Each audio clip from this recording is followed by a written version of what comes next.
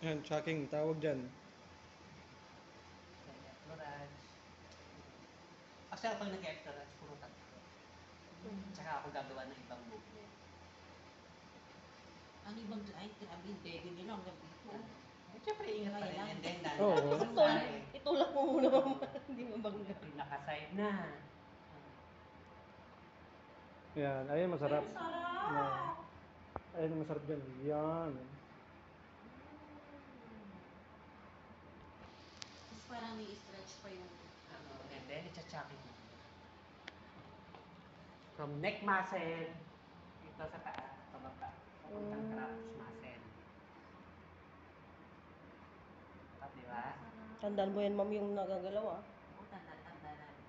3, 4, Sir, baka pwede matry. 5, Bago kayo umuwi. Grabe, trainer pa ang nagmamasad sa akin.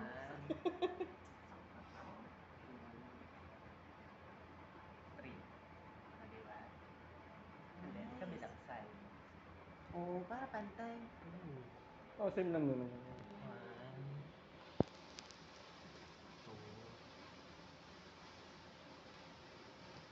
then sucking. Gamit yung tongue. Diba, tinatamaan yung traps muscle? Oo, Diba? okay lang.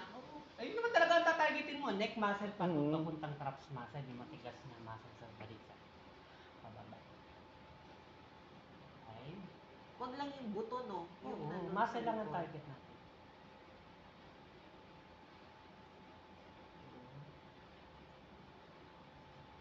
Then, to normal position.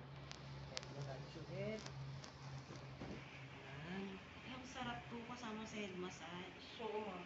2, Kasi sa amin yung ano lang, Headlock, no? 3, then chopping sa traps. 1,